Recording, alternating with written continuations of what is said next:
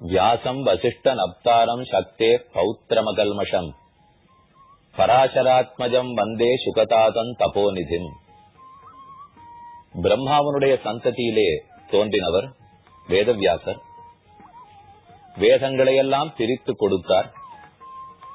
வேதத்தினுடைய தாற்பயமாய் திரண்ட கருத்தாக மகாபாரதத்தை எழுதி வைத்தார். 18 பர்வங்களோடு 1.25 லட்சம் ஸ்லோகங்களோட மகாபாரதம் சிறப்புற்று விளங்குகிறது. அதை அனைத்தையும் ஒரு சேர பார்ப்பது கஷ்டமாக இருப்பினும் தனித்தனி பகுதியாக பார்த்தால் எத்தனையோ ஆனந்தமான அர்த்தங்கள் எல்லாம் நாம் தெரிந்து கொள்ளலாம். அதில் ஓர் பகுதிதான் யக்ஷ பிரஷ்னம். யக்ஷன் கேட்கும் கேள்விகளுக்கெல்லாம் தர்மபுத்திரன் பதில் கூறிக்கொண்டு வருகிறார். அதிலே இன்று நாம் பார்க்க வேண்டியது 111வது கேள்வி. கிம் தத் பைசுன்யம் உச்சதே. பைசுன்யம் என்பது யாது? பைசுன்யம் என்னால் கோள் சொல்லுதல். ஒருத்தரை பத்தி மற்றொருத்தரிடத்தே புறம் கூறுகிறோம் அல்லவா, அதை பைசுன்யம்னு சொல்லுவார்கள். அந்த குணத்தை பைசுன்யம்னு சொல்லுகிறார்கள். ஆக கோள் சொல்லுதல் என்பது யாது? இது கேள்வி. அதுக்கு தர்மபுத்திரன் பதில் சொல்றார். பைசுன்யம் பரதூஷணம், இன்னொருத்தரை நன்கு வைத்தல், ஏசுதல், அவரை பற்றி தவறானவர்களை சொல்லுதல், பரர்களை அதாவது பிறர்களை தூஷித்தல், ஏசுதல், கோள் சொல்லுதல். அப்ப கோள் சொல்லுதல்னாலே ஒருத்தரை பத்தி இன்னொருத்தரிடத்துல பேசுறதுன்னு மட்டுமல்ல, இன்னொருத்தரை திட்டுறோம், இன்னொருத்தரை ஏசுகிறோம். அந்த ஏசுதலே கோள் சொல்லுதல் தான். ஆண்டாள் திருப்பாவையில் இதை பற்றி கூறும்போது, வையத்து வாழ்வீர்கள் நாமும் நம் பாவைக்கு செய்யும் கிரிசகள் கேளீரோ, பார்க்கடலுள் பையத்து என்ன பரமனடி பாடி, நெய்யுண்ணோம் பாலுண்ணோம் நாட்காலே நீராடி, மையிட்டெழுதோம் மலரிட்டு நாம் முடியோம், செய்யாதன செய்யோம் தீக்குறளை சென்று ஓதோம், ஐயமும் பிச்சையும் ஆந்தனையும் கைகாட்டி உய்யுமாறெண்ணி உகந்து ஏலோர் எம்பாவாய் என்று 2வது பாசுரத்தில் தெரிவிக்கிறாள் ஆண்டாள். மார்கழி நோன்பு நோற்பதற்காக தொடங்கினாள். அப்ப யாரெல்லாம் நோன்பு நோக்கிறார்களோ என்னென்னத்தை செய்யலாம், என்னென்னத்தை செய்யக்கூடாது அப்படின்னு பிரித்து கொள்ளுகிறார்கள். அதிலே நாட்காலே நீராடுதல், விடியற்கார்த்தால எழுந்து குளிக்க வேணும், பரமன் அடி பாடுதல், பெருமானுடைய திருவடிகளை பாட வேண்டும், நாமங்களை வாயாரச் சொல்ல வேண்டும், நெய் உண்ணக்கூடாது, பால் உண்ணக்கூடாது, மையிட்டு எழுதக்கூடாது, மலரிட்டு அலங்கரித்துக் கொள்வது கூடாது, எந்த போகங்களும் எந்த சுக அனுபவமும் கூடாது. நோன்பு நோக்கிற மாதம் மார்கழி மாதம், அதனால இந்த சுக அனுபவம் எல்லாம் கூடாது. விரதம் இருக்கிறவா பட்னி கிடப்பர்கள், மலர் சூட மாட்டார்கள், சற்று வருந்தி இருப்பர்கள். அப்படி இருந்தா தான் விரதத்தை கடைபிடிக்கிறோம்னு அர்த்தம். அப்ப நெய்யுண்ணோம் பாலுண்ணோம் நாட்காலே நீராடி மையிட்டு எழுதோம் மலரிட்டு நாமுடியோம், செய்யாதன செய்யோம் தீக்குறளை சென்றோதோம். ஒரு நாளும் தீக்குறள், தீக்குறள்ங்கிறதா மிச்ச பேரை பற்றிய குறை கூறுதல். தீக்குறளை சென்று ஓதோம். சில பேருக்கு பழக்கம், இன்னொருத்தரை பத்தி ஏதானு ஏசினாத்தான், ஏதானு குறை சொன்னாத்தான் இன்னைக்கு வேளை சோரே கழுத்துல இறங்குறது, தொண்டைக்குள்ள சோறு இறங்கணும், காலையில 10 மணிக்கு சாப்பிடணும். ஒருத்தர் காத்திருந்தார், உள்ளையும் வெளியிலையும் போயிட்டு வந்திருந்தார். என்ன சுவாமி சாப்பாட்டுக்கு நேரம் ஆலையா, சாப்பிடலையான்னா, யாரையானு 2 வார்த்தை ஏசினாத்தான், நன்னா வாயார வெஷாத்தான் எனக்கு சோரே இறங்கும். இன்னைக்கு ஒத்துருமே கிடைக்கலன்னு வெய்யறதுக்கு அதான் வெஷுட்டு சோறு சாப்பிட போலான்னு இருக்கேன். இது எவ்வளவு தூரம் ஆயிடுச்சுன்னா, யாரான ஒரு அதிதிக்கு விருந்தளித்து விட்டுத்தான் சாப்பிடணும்னு தர்மசாஸ்திரம் சொல்றது. பெருமானை பூசிக்கிறோம், அதுக்கப்புறம் சுமார் 20 நிமிஷ நேரம் ஒரு அதிதி விருந்தாளி வருவாரான்னு காத்துருக்கணுமா, காத்திருந்து அவருக்கு சோறு போட்ட அப்புறம் தான் நாம சாப்பிடணும். இது பஞ்சமகா யஜ்ஞத்துக்குள்ள ஒன்று அப்படின்னு தர்மசாஸ்திரம் அறிந்தவர்கள் சொல்றா. இது நியாயம், வந்தவர்களுக்கு சோறு போட்டு தான் சாப்பிடணும். ஆனா இவர் எப்படி சாப்பிடுவேன்னு விரதம் வச்சுருக்கார், யாரையானு வெய்யணும், நன்கு வாயார திட்டி ஏசணும், ஏசினாத்தான் சோரே தொண்டை குடிக்குள்ள இறங்கும். இது செய்வது கூடாது. மிச்ச பேரை பத்தி பேசுவதே கூடாது. அப்படியே பேசினாலும் நல்லத்தை எடுத்து கூற வேண்டும். எங்க சுவாமி யாரிடத்திலையும் நல்லதே இப்ப இல்லையே, எப்படி நாங்க பேசுறதுன்னா, அப்ப பேசாமலே இருக்கிறது தான் நலம். நல்லது இருந்தா பேசலாம், தீயது இருந்தா பேசுவது கூடாது. அப்ப பிறர்களை தூஷித்தால் அது கண்டிப்பா பைசுன்யமாகிறது. பைசுன்யம்ங்கிறதா தீக்குறளை சென்று ஓதுதல், புறங்கூறுதல் ஆகிறது. ஏன் இன்னொருத்தரை பத்தி குறை சொல்லக்கூடாதுன்னால், தெய்வம் நம்ம ஒத்தத்திற்குமே 2 கடமைகளை தினப்படி சொல்லிருக்கு. ஒண்ணு, எனக்கு இருக்கிற தோஷங்களை முழுக்க சொல்லிக்கணும். எனக்கு என்னென்ன குற்றங்கள் இருக்கோ அதை பத்தி வெட்கப்படாமல் எடுத்து சொல்லிக் கொள்ள வேண்டும். இப்படி நான் குற்றம் பண்ணிருக்கேன்னு நாம பண்ணிருக்கிற பாபங்களை எடுத்துரைத்தால் தான் அந்த பாபங்கள் நமக்குள்ளிருந்து வெளியேறுகின்றன. வெளியேறும்னா பிராயசித்தம் தேடணும். எப்ப பிராயசித்தம் தேடுவோம்? முதல்ல வெட்கமில்லாத இன்ன பாபம் பண்ணிருக்கேன், என்ன குற்றம் என்கிட்ட இருக்கு அப்படிங்கறத எடுத்து சொல்லிக் கொள்ள வேண்டும். 2வது, பகவானுடைய குணங்களை வாயார பாட வேண்டும். அவனுடைய நாமங்கள், அவனுடைய குணங்கள், அவன் பண்ணிருக்கிற திருவிளையாடல்கள், இவை அத்தனையும் வாயார பேசிக்கணும். அதே சமயத்துல எங்கிட்ட இருக்கிற குற்றங்கள் அத்தனையும் பேசிக்கணும். என்னுடைய குற்றத்தை சொல்லணும், பெருமாளுடைய நன்மையை சொல்லணும். இந்த 2ல் பெருமானுடைய நன்மையை கூட சொல்லிடுவோம். பல பேர் அதை சொல்றதுக்கு இருக்கிறார்கள், அதை கூட சொல்லிடுவோம். ஆனா நம்ம குற்றத்தை நாம எடுத்து சொல்லிப்போமா? சொல்ல மாட்டோம். அதுக்கு பதில் என்ன பண்ணிடுறோம்னா, சாமி நான் என் பக்கத்து வீட்டுக்காரருக்கு ஒரு உதவி பண்ணலான்னு இருந்தேன், ஏதுன்னு கேட்டோம். அவர் வெள்ளை அடிக்கிறார், உதவ போலாம். அவர் வீட்டுல யாருக்கோ உடம்பு சரியில்லை, உதவுறதுக்காக போலாம். ஆனா இவன் வேடிக்கையா என்ன சொன்னா, அவருக்கு ஒரு கடமை தெய்வம் கொடுத்திருக்கு, தன்னோட குற்றங்களை தினப்படி எடுத்து சொல்லிக்கணும். ஆனா அதை அவர் பண்ணவே மாட்டேங்கிறார்.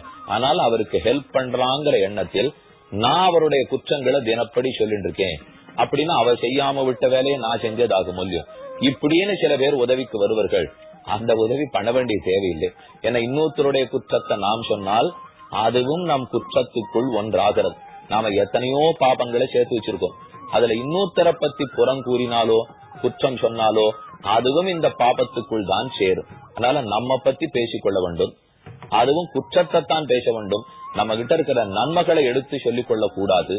இன்னொருத்தரிடத்தில் இருக்கிற நன்மையை பேசலாம், அவரிடத்தில் இருக்கிற குற்றங்களை பார்க்கவும் கூடாது, பேசவும் கூடாது. கண்ணன் கருட புராணத்திலே சொல்லும் போது மத் பக்தஜன வாத்சல்யம் என்று பக்தியின் ஒரு வகையை தெரிவிக்கிறார். என்னுடைய பக்தர்களின் குறையை யார் பார்க்காமல் இருக்கிறானோ, அவர்களிடத்தில் இருக்கிற குற்றத்தை யார் பார்க்காம இருக்கிறானோ அவன் தான் என்னுடைய பக்தன்கிறார். அப்ப நாம இன்னொருத்தருடைய குற்றத்தை பார்க்கவே கூடாது. அதை பார்க்கறதுக்கு 3 பேருக்கு தான் தகுதி. ஒன்று பகவானுக்கு, இன்னொன்னு ஸ்ரீ மகாலட்சுமி தாயாருக்கு, 3வது யமதர்மராஜனுக்கு. இந்த 3 பேர் மட்டும்தான் நம்முடைய குற்றத்தையே பார்க்கலாம்.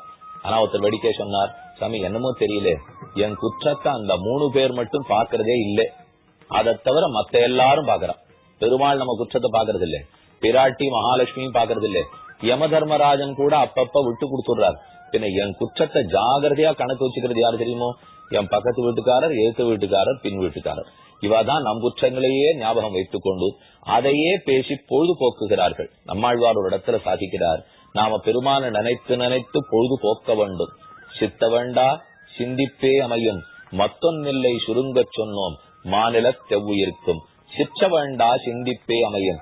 எங்கெங்கோ எத்தை தின்னா பித்தன் தடியும்னு தேடிண்டு ஓடாதீங்கோ, பெருமான பத்தி தியானியுங்கோள், அவனை நினைவில் கொள்ளுங்கோள், அதுக்கு பொழுது ஒதுக்குங்கோள்னு சொன்னார். நாம திரும்ப ஆழ்வார் கேட்டோம், எங்கிட்ட பொழுதே இல்லையே, எத்தனை நேரம் இருந்தாலும் எங்களுக்கு வேலை சரியா இருக்கு, நீதானா பெருமான தியானிக்கணும்னு சொல்லுகிறீர், நம்ம இடத்தில் அதுக்கு பொழுதில்லையேன்னு கேட்டோம். ஆழ்வார் சொன்னார், பயனல்ல செய்து பயனில்லை நெஞ்சே, புயல் மழை வண்ணர் புரிந்துரை கோவில் மயல் மிகு பொழில் சூழ் மாலிடும் சோலை. திருமாலிடும் சோலை எம்பெருமானை பத்தி நினைக்கணும். ஆனா நினைக்க முடியாத பொழுதுலேன்னு ஏதெரியுமா சொல்ற, யாரையோ பத்தி பேசி பேசி காலத்தை கழிச்சுடுற. மற்ற பேரை பத்தி பேசினால் பொழுது வீணே போகிறது.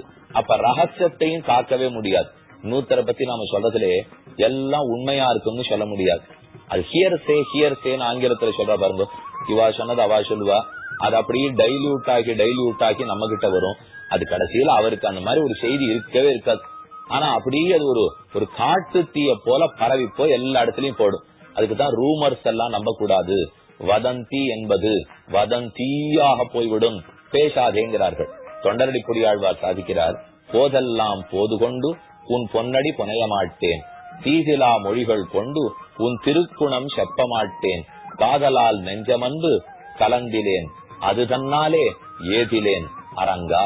ரங்கநாதனை பார்த்து தெரிவிக்கிறார், ஒரு நிமிஷமாவது நல்ல ஒரு புஷ்பத்தை எடுத்து உன் திருவடிகளுக்கு சமர்ப்பித்து அர்ச்சனம் பண்ணி நீ பல்லாண்டு பல்லாண்டு இருக்க வேணும் என்று நான் சொன்னதே கிடையாது. போதெல்லாம் போது கொண்டு உன் பொன்னடி புனைய மாட்டேன். ஆனா அந்த நேரமத்தனி என்ன பண்ணிட்டேன் தெரியுமா? தீதிலா மொழிகள் கொண்டும் திருக்குணம் செப்ப மாட்டேன். ஒரு நல்ல வார்த்தையை உபயோகப்படுத்தி உன்னுடைய குணத்தை சொன்னதே இல்லை. தீதிலா, தீதுனா குற்றம், தீதிலா குற்றமே இல்லாததான மொழிகள் கொண்டு சொற்களை கொண்டு உன் திருக்குணம் செப்ப மாட்டேன். உன்னுடைய குணங்களை சொன்னதில்லே. அதுக்கு பதில் குற்றமான சொற்களை கொண்டு பிறரை பத்தின குற்றத்தை எல்லாம் பேசியிருக்கேன். இன்னொருத்தருடைய குற்றத்தை பேசுறதுக்கு தான் எனக்கு நாழி சரியா இருந்திருக்கு.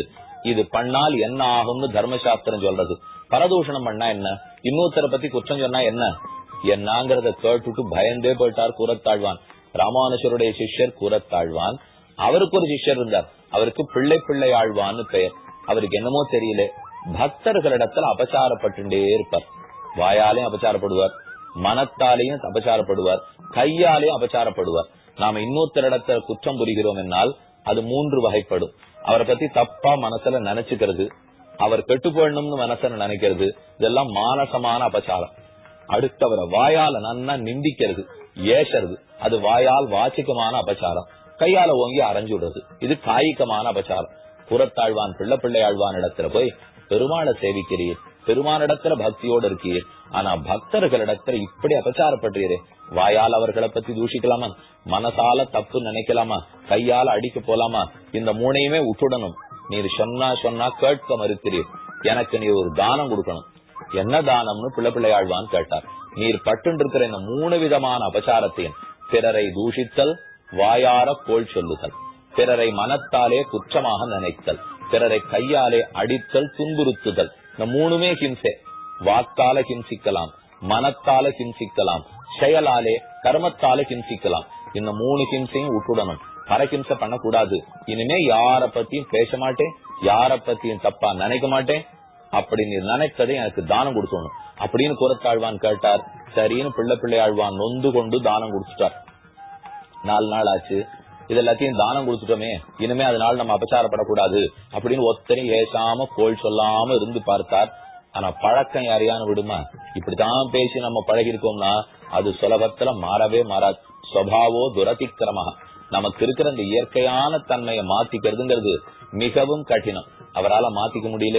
யாரோ ஒரு பரம பக்தரை அன்னைக்கு ஏசி விட்டார், அன்னைக்கு அவரை பத்தி தப்பு சொல்லிட்டார். விஷயம் கூரத்தாழ்வான் செவிகளை எட்டியது. நேர இவர் வீட்டுக்கு வந்தார். வாசல் அவர் வந்திருக்காருன்னு தெரிஞ்சு இவருக்கு ஒரே வெட்கம். பண்ண தப்ப பண்ணியாச்சு, இவருக்கு வெட்கம். உள்ளே இருந்து வெளியில வராம முக்காடு போட்டுன்னு உட்கார்ந்தார். கூரத்தாழ்வான் நேர வந்தவர் பதில் சொன்னார். திரும்ப உங்ககிட்ட கேட்டு போறதுக்காக வந்தேன். ஒண்ணு பார், மனத்தால நினைக்காம இரு. ஒருத்தரை பத்தி குற்றம் மனத்தால் நினைத்தால் அது நமக்கு மட்டும்தான் தெரியும். யார் அதுக்கு தண்டனை கொடுக்க முடியாது. கையால் அடிச்சேன்னா போலீஸ்காரா தண்டனை கொடுத்துருவா.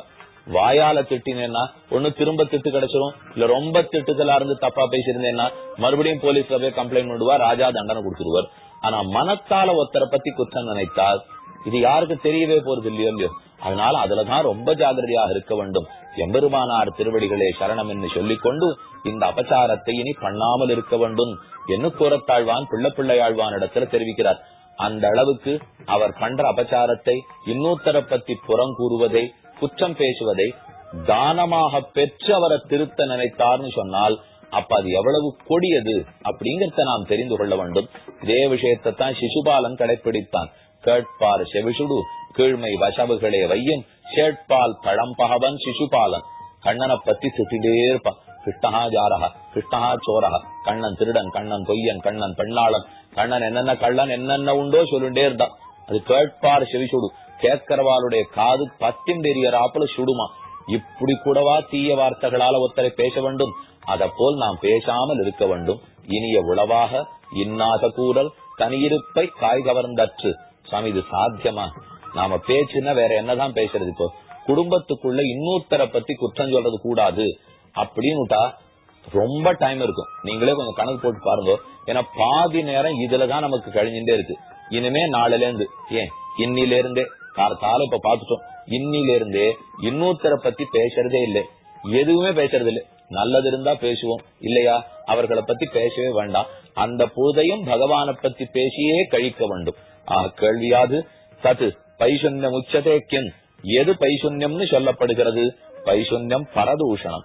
இன்னொருத்தரை நாம வெஷோம்னால், இன்னொருத்தரை ஏசினால் அதுதான் பைசுன்யம். அந்த வாக்கால நாம அபசாரப்பட்டுட்டால் அடுத்த பிறவி எடுக்கும் போது நம்ம பேச்சால பண்ண தப்புக்கு, பேச்சால பட்ட அபசாரத்துக்கு பக்ஷியாகவும் மிருகமாகவும், பறவையாகவோ மிருகமாகவோ பிறப்போம். கண்டிப்பா பிறக்க வேண்டாம், முக்தி தான் அடையணும். ஆகையாலே பரதூஷணத்தை கைவிடுவோம் என்று வேண்டிக் கொண்டு அமைகிறேன்.